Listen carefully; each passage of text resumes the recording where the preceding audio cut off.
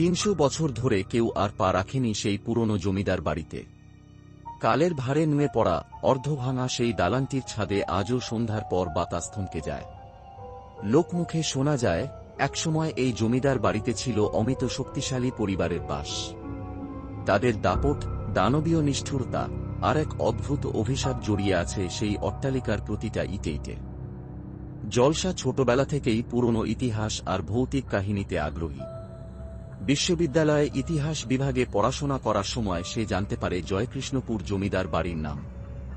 এরপর থেকেই তার মনে কৌতূহল জন্মে, এই জায়গাটা সত্যিই কি অভিশপ্ত, নাকি সবটাই লোককথা। একদিন সে সিদ্ধান্ত নেয় সে একাই যাবে সেই জমিদার বাড়িতে। একটা পুরনো মানচিত্র, কিছু খাদ্য সামগ্রী, টর্চ, ক্যামেরা আর একটা পুরনো তান্ত্রিক বই নিয়ে রওনা দেয় সে। যাত্রার শুরুতেই গ্রামের মানুষ তাকে বারবার সাবধান করে, ওই বাড়িতে গেলে মানুষ আর ফিরে আসে না। কিন্তু জলসার চোখে ভয় নয়, ছিল শুধুই জানার আগ্রহ। বাড়ির প্রবেশদ্বারে পা রাখতেই ঠান্ডা হাওয়া কাঁপিয়ে দিল তাকে। বড় লোহার গেটটা নিজেই যেন এক দীর্ঘ নিঃশ্বাস ফেলে খুলে গেল। পচা কাঠের গন্ধ, পুরনো ঘুলঘুলি থেকে বের হওয়া বাদুড়, আর ছাদের ফাঁক দিয়ে ঢুকতে থাকা চাঁদের আলো, সব মিলিয়ে এক গা ছমছমে পরিবেশ। হঠাৎ সে দেখতে পেল, দেয়ালের গায়ে কিছু লেখা আছে, শক্তির চেয়ে অভিশাপ বেশি স্থায়ী। লেখার কালি যেন রক্ত দিয়ে আঁকা। তার ঠিক নিচেই পড়েছিল একটা ভাঙা সিঁদুরের ডিবি। বাড়ির ভেতরে প্রবেশ করার পর সে আবিষ্কার করল, দেয়ালে রয়েছে একের পর এক তৈলচিত্র, জমিদার জয়কৃষ্ণ, তার স্ত্রী চারুলতা আর তাদের কন্যা কুমারী বিভা। ছবির চোখ দুটো যেন তাকিয়ে রয়েছে জলসার দিকেই, জীবন্ত, নীরব চাহনি।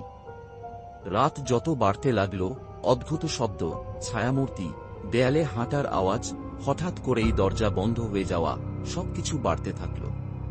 কিন্তু জলসা ভয় না পেয়ে সবকিছু রেকর্ড করে যাচ্ছিল।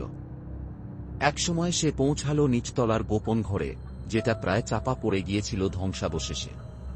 সেখানে একটা পুরনো কাঠের বাক্সের মধ্যে সে খুঁজে পেল একটা ডায়েরি, চারুলতা দেবীর নিজের হাতে লেখা।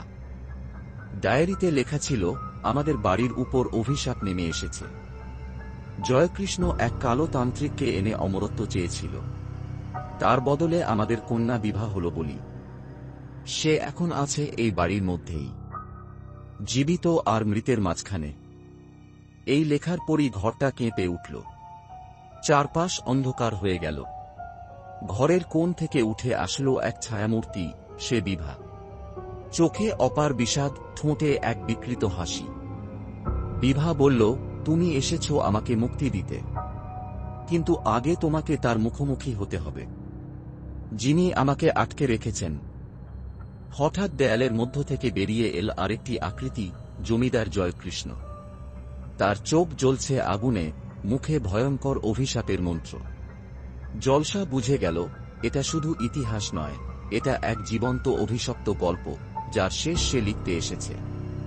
তার কাছে থাকা তান্ত্রিক বইয়ের পাতায় লেখা ছিল, আত্মাবন্দী হলে মুক্তি পাবে তার রক্তদানে, যে ভালোবাসা দিয়ে নয়, দায়িত্ব নিয়ে মুক্তি দিতে আসে। জলসা ছুঁয়ে দিল বিভার হাত, চোখ বুজে মন্ত্র পাঠ করতে লাগল।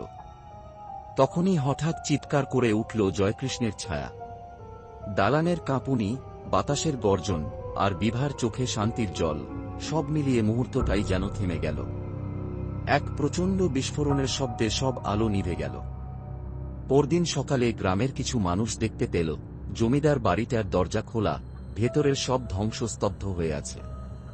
ঘরের ঠিক মাঝে পড়ে আছে জলসার ক্যামেরা, আর ডায়েরির শেষ পাতায় লেখা, আমি এখন মুক্ত, বিভা।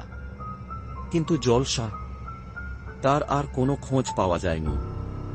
কিন্তু আজও কেউ কেউ বলে, রাতে সেই বাড়ির জানালায় এক ছেলেকে দেখা যায়, যিনি ঘরের দেয়ালে হাত রেখে বলছেন, আমি ফিরে আসব অন্যদের জন্য। তুমি কি জলসার জায়গায় হলে একই কাজ করতে পারতে? কমেন্টে জানাও। এই গল্প যদি তোমার মনে ভয় বা প্রশ্ন জাগিয়ে তোলে, তাহলে লাইক করো, সাবস্ক্রাইব করো এবং পরের পর্ব মিস করো না।